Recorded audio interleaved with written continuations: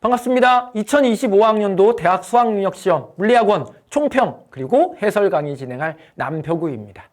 자, 오늘을 위해서 오랫동안 준비하고 노력한 과정이 여러분들이 원하는 결과로 나타났기를 간절히 기원합니다. 자, 그러면 시작해 보도록 하겠습니다. 자, 먼저 난이도 말씀드리도록 하겠습니다. 오늘 치러진 2025학년도 수능 난이도는요, 예상했던 대로 당연히 6월 모평 난이도, 9월 모평 난이도보단 어려웠고요. 작년 치러진 2024학년도 수능 난이도와 비슷할 것이다 라고 예상한 내용이 거의 적중했다라고 볼 수 있습니다. 충분히 예견됐던 사항이었었죠. 근데 친구들에 따라서는요, 선생님, 작년 수능보다 어려웠던 것 같아요 라는 친구들이 있을 수 있는데, 그 이유는 바로 출제 경향이 있습니다. 바로 첫 번째. 그동안 평가원에서 출제됐던 문제 중에 가장 글의 양이 많았다. 가장 글의 양이 많았다. 그러니까 문제 상황을 설명하는 글의 표현이, 글의 숫자가 가장 많은 시험이었지 않았을까라고 저는 개인적으로 생각을 해봅니다. 그러니까 문제 상황을 설명하기 위해서, 문제 상황을 이해하기 위해서는 우리가 그 문장들을 읽어나가야 되는데, 그 문장들을 읽어나가는 과정에서 뭔가 실수를 여러분들이 했을 수도 있고요. 그리고 문제 상황을 빠르게 파악하는데 어려움이 있었을 수 있습니다. 그러다 보니까 시간에 대한 압박도 존재했을 수 있을 거고요. 그러다 보니까 마지막 쪽 페이지를 해결하는 시간 압박이 조금 더 강하게 왔을 것이다 라고 생각되어집니다. 그래서 여러분들이 얼마나 빠르게 이 긴 문장 안에서 문제 상황의 핵심적인 요소를 빠르게 캐치했느냐가 이 시험을 작년 수능 수준으로 여겼느냐 아니면 그보다 높은 수준으로 여겼느냐를 가르는 요인이었다라고 생각되어집니다. 글의 양이 많았을 뿐이지 문제 자체, 문제를 해결하는 과정만 놓고 본다면 작년 수능과 크게 다르지 않는 난이도였다라고 생각되어지거든요. 여러분들이 결국은 문제를 해결하기 위한 상황 인식이 얼마나 빠르게 명확하게 실수 없이 이루어졌는가가 중요한 포인트였다라고 생각되어집니다. 요소에 문제를 해결하는, 문제 상황을 인식하는 요소에 실수할 만한 요소들이 들어가 있었거든요. 그거를 놓치지 않고 캐치했다면 큰 어려움이 없었을 텐데 하는 아쉬움이 좀 드는 문제였습니다. 두 번째는요, EBS 연계 교재의 활용도가 예상대로 매우 높았습니다. 6월 모평, 9월 모평을 치르면서 EBS 연계 교재, 수능 특강, 수능 완성에 출제됐던 문제들의 그림을 그대로 따다 쓴 유형들이 상당히 많았잖아요. 체감 연계율을 높이겠다라는 이러한 전략 아래 6모, 9모를 통해서 충분히 보여줬고요. 이게 바로 수능까지도 그대로 이어졌습니다. 그러다 보니까 수능 특강, 수능 완성에서 여러분들이 좀 익숙하게 그림 상황을 인식했다면 문제를 해결하는 함에 있어서도 큰 어려움이 없었으리라고 생각됩니다. 매우 유사하게 그림을 따다 썼거든요. 물론 그림을 따다 썼을 뿐이지 문제 상황이나 그 묻는 보기는 약간의 차이가 있을 수 있습니다. 하지만 그림을 여러분들이 명확하게 인식하고 있었다면 조금 더 빠르게 문제를 정확하게 접근할 수 있었으리라고 생각됩니다. 그래서 혹시라도 2026학년도 수능, 2027학년도 수능을 준비하는 친구들이 만약에 이 강의를 본다면 그때까지도 평가원 출제 경향이 출제 방향이 연계교재의 체감 난이도를 높이는 전략을 그대로 쓰고 있다면, 이 수능 특강, 수능 완성을 조금 더 세밀하게 분석해 보시는 게 어떨까라는 말씀 권합니다. 마지막은요, 기출문제의 변형의 이 대부분이었던 문제들이죠. 결과적으로는 새로운 문제 유형, 이 문제 신선하다라고 생각되어지는 문제 유형은 존재하지 않았습니다. 그럴 수밖에 없었던 건 EBS 연계율이 높아지면서 그 경향성은 더욱 강해질 수밖에 없었다라고 생각되어집니다. 여러분들이 앞으로의 수능을 혹시라도 준비하는 친구들이라면, 그쵸, 기출 문제들을 꼼꼼하게 준비하시면서 공부하시면서 여러분들이 원하는 결과, 수능을 준비하는 결과, 수능을 준비하는 과정에 이 기출 문제의 준비가, 분석이 가장 중요한 요소로 자리할 수 있다라는 거 잊지 않으셨으면 좋겠습니다. 소단원별 문제들을 한번 좀 보도록 하겠습니다. 자, 1단원 9문제, 2단원 6문제, 3단원 5문제. 달라지지 않았습니다. 충분히 예상됐던 결과 그대로 문항당 구성이 이루어졌다라고 표현할 수가 있겠죠.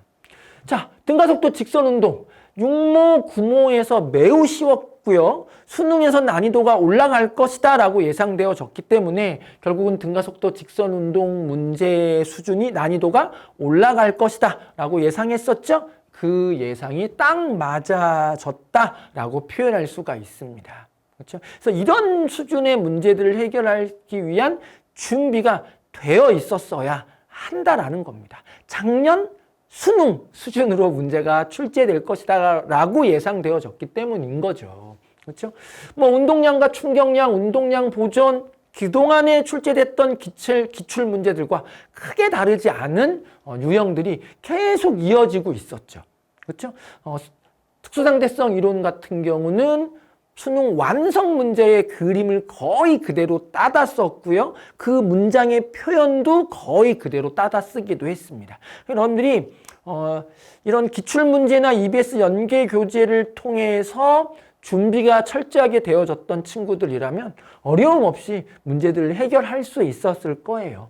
핵변환 문제 같은 경우는 그동안은 핵 반응식을 제시했다면 오늘의 문제에서는 그렇죠. 이 핵 반응식을 문장으로 표현해서 구성한 것밖에는 없습니다. 전혀 당황할 필요가 없죠. 표현하는 방식이 약간 달랐을 뿐이지 결과적으로는 동일한 내용을 설명하고 있었던 것이기도 합니다. 전기력과 원자, 전기력 문제 역시도 수능 완성 그림을 거의 그대로 따다 썼죠. 표현도 그대로 따다 쓰기도 했고요. 이런 내용들을 여러분들이 좀 익숙하게 좀 만들어두는 게 중요한 포인트였다라고 생각이 들고요. 반도체 소재 문제는 예상대로 정류회로가 나왔습니다. 이 정류회로 문제가 나올 때 난이도가 좀 낮아지는 경향이 있었고요. 여러분들의 정답률이 좀 떨어지는 경향이 있었고요. 그 정답률이 떨어진다는 건 난이도를 높이는 데 활용되어진다는 것을 의미하잖아요.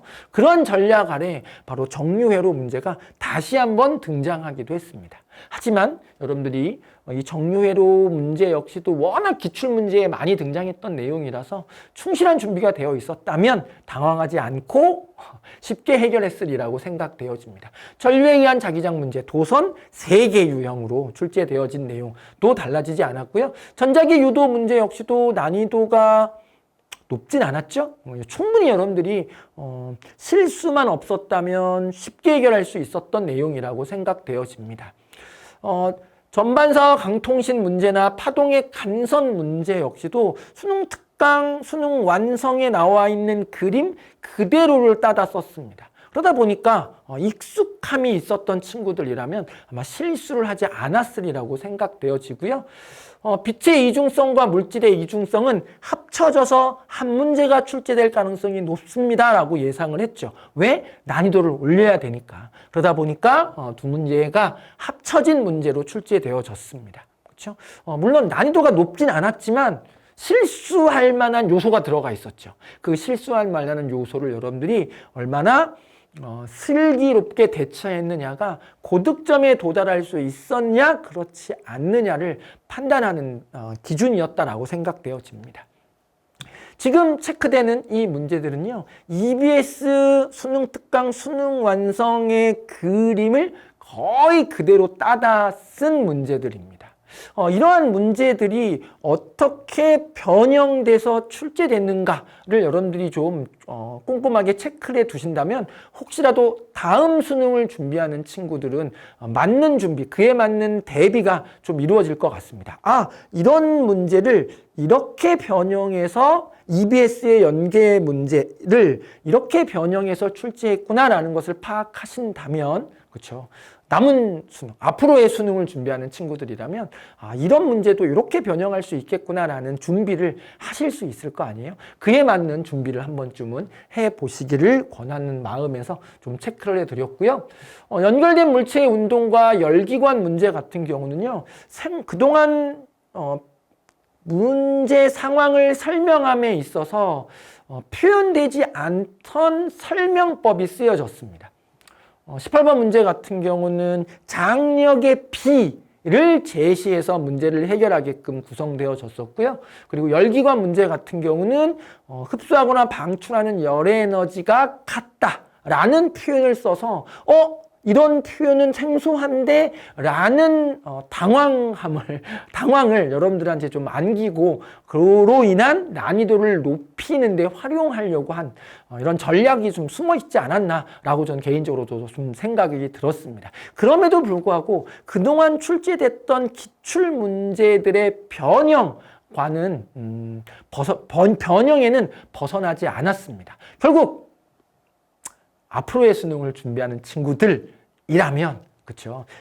EBS 연계교재와 함께 기출 문제들을 열심히 풀어나가 보는 게 수능을 준비하는 척도이다라는 걸 잊지 않으셨으면 좋겠습니다. 자, 오늘 여러분들 원하는 결과를 혹시 못 얻으셨더라도 우울해하지 마시고요. 앞으로 여러분들의 인생에서 더 활짝 웃을 날이 분명히 다가올 것이니까 희망 잃지 않고요. 열심히 우리 앞으로 더 노력하는 여러분들로 성장해 나갔으면 좋겠습니다. 오늘의 총평 이렇게 마치도록 하겠습니다.